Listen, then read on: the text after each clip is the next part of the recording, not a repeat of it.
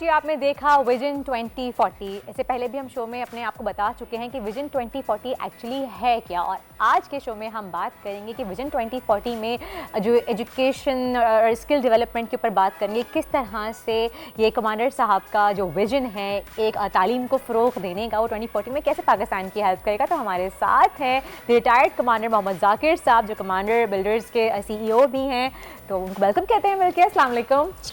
कैसे कमांडर साहब? अल्हम्दुलिल्लाह जी। तो हमने देखा कि पहले आपका एक तो विजन 2040 जो कि एक बहुत ही बेहतरीन विजन है, और हम सबकी दुआ है कि अल्लाह ताला उस विजन को जल्द से जल्द कामयाब करे और तरक्की दे आपको, ताकि हमारे मुल्क में तरक्की हो।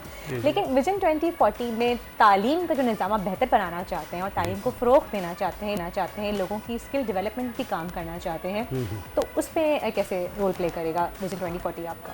देखिए, जब हमने विजन 2040 में मुख्तलिफ जो एस्पेक्ट्स देखे जो जिन पे हमने काम करना था, तो उसमें जो सबसे अहम था वो तालीम था। क्योंकि बदकिस्मती से जो हमारा मुल्क है, इसका जो तालीमी निज़ाम है वो इतना अफेक्टिव नहीं है कि हम स्किल्ड यूथ पैदा कर सकें।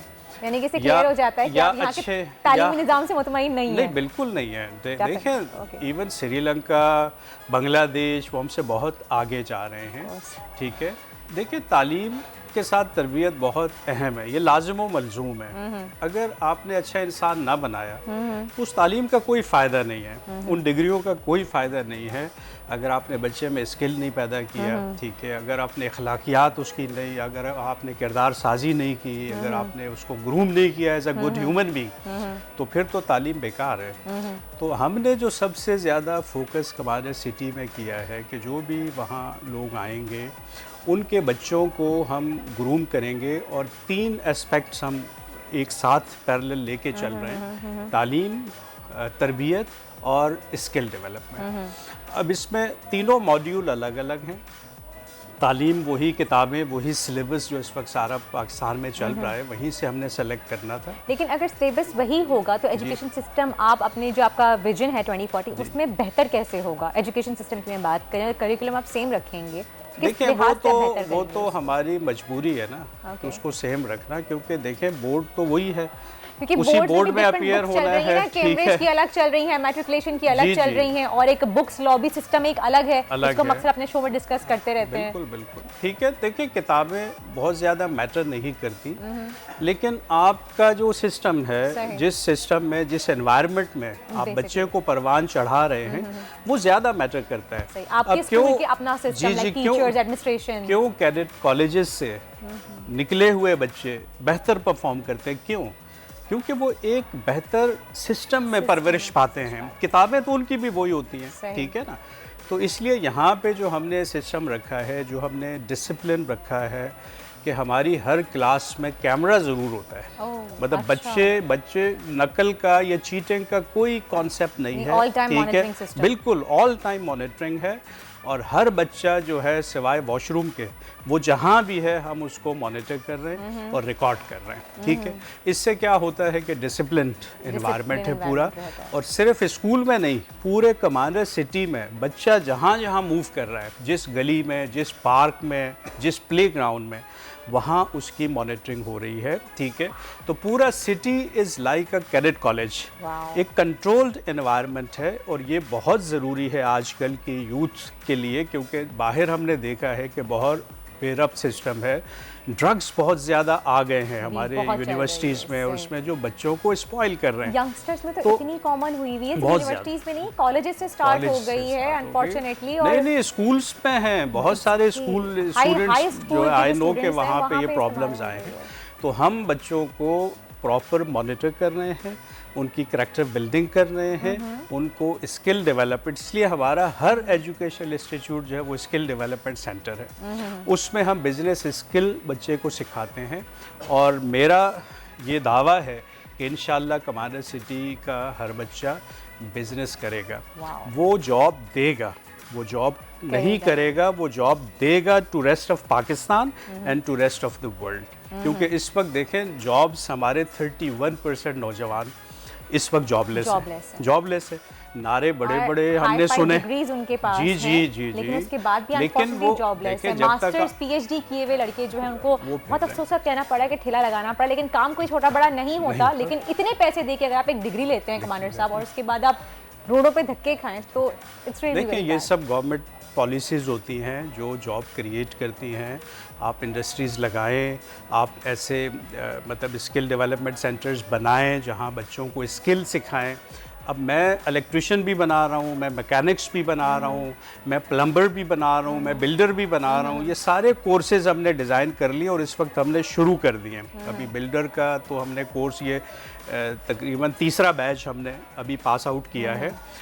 लड़के और लड़कियों को हम बिल्डर बना रहे हैं ताकि वो आगे फील्ड में जाएं और वो जॉब्स दें, वो जॉब्स दें दूसरों को।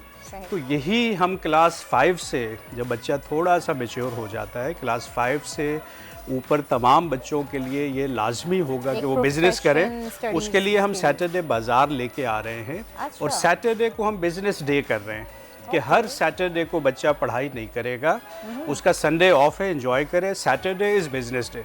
उसमें वो सैटरडे बाज़ार में स्टॉल लगाए जहाँ टीचर्स उसको गाइड करेंगी, ठीक है, और उसको पूरा बिजनेस हम सिखाएंगे, बच्चे को अकाउंट सिखाएंगे, मार्केटिंग सिखाएंगे क्लास 5 से। जी जी, बनाएंगे बच्चे को। तो जब वो 5-6 साल में आगे कॉलेज लेवल पे जाएगा तो वो बड़े प्रोजेक्ट्स कर सकेगा। तो ये एक डिफरेंट चीज़ है जो कमांडर सिटी में हम करने चले हैं। और इंशाल्लाह इससे बहुत बेहतरी आएगी, बहुत बेहतरी आएगी जब बिजनेसमैन, दयानतदार बिजनेसमैन, क्योंकि हम उनको दयानतदारी भी सिखा रहे हैं। फिर हम उनको बिजनेस जो कुरान पाक में रब ने उसूल बताए हैं, उन उसूलों पे बिज़नेस कैसे करना है, बरकतें कैसे समेटनी हैं, ये सारे फार्मूले हम यूथ में और बच्चों में मुंतकिल कर रहे हैं ताकि वो कामयाब बिजनेस। इस वक्त तो प्रॉब्लम ये है कि आपके मार्केट में जो है वो 2 नंबरी इस कदर है कि आपको किसी पे ट्रस्ट ही नहीं है। कहाँ नहीं है। देखिए, आप अगर सेब खरीदने भी जाते हैं ना तो आप उठा के नहीं डालेंगे तो वो 2-3 सड़े हुए लाजमी डाल देंगे। देखिए, यहाँ पे ये कैरेक्टर बिल्डिंग नहीं हुई ना। अच्छा, यहाँ पे मैं आपकी बात पे तो पूछना चाहूँगी सवाल कि ये आपने स्किल डेवलपमेंट की बात कर दी, लेकिन पर्सनैलिटी डेवलपमेंट किस तरह से कर रहे हैं आप? देखिए, पर्सनैलिटी डेवलपमेंट सबसे पहले तो देखिए मुख्तलिफ जगहों से लोग आ रहे हैं। कोई लालू खेत से आ रहा है, कोई लियारी से आ रहा है, कोई नाज़माबाद से आ रहा है, ज़ाहिर है मिक्स कम्युनिटी है। अच्छा, लेकिन मेरा एक सवाल है यहाँ पे कि ज़रूरी नहीं कि सिर्फ जो कमांडर सिटी में रहते हैं सिर्फ वही स्टूडेंट्स पढ़ेंगे, बाहर से भी आके पढ़ सकते हैं? देखिए, इस वक्त तो हमारा फोकस जो कमांडर सिटी में जो रह रहे हैं, लेकिन बाहर से भी हमारे पास बच्चे आ रहे हैं। नूरियाबाद एरिया से बच्चे आ रहे हैं, फिर जो देहात हैं, गोठे हैं, वहाँ से गरीबों के बच्चे, मज़दूरों के बच्चे भी हमारे स्किल डेवलपमेंट सेंटर में आ रहे हैं। और हम कोई तफरीक नहीं रख रहे। जो भी बच्चा आके एडमिशन ले लेता है वो हमारे सिस्टम में आ जाता है। और फीस स्ट्रक्चर आपका क्या है? फीस स्ट्रक्चर तो मतलब ना होने के बराबर है ना। सही। कि जो बिल्डिंग इस वक्त हमारा पहला इंस्टीट्यूट जो चला है, 15 करोड़ रुपए सिर्फ बिल्डिंग पे लगे हैं। एक बेहतरीन निज़ाम वहाँ पे, और गरीब के लिए सिर्फ 1500 रुपये फ़ी है, 1500 रुपीज़ पर मंथ। जी हाँ। और एक बेहतरीन हम सिस्टम दे रहे हैं। ऑलरेडी जो कराची में मेरे सिस्टम चल रहे हैं, अभी मेरे 91 बच्चे बोर्ड में अपीयर हुए, all A1 grade, all A1 grade, all 91 got A1 grade. अभी रिजल्ट आया है 5-6 दिन पहले, और उसमें मैक्सिमम जो हैं वो अबव 85%, मतलब 90 बच्चे अबव 85% है।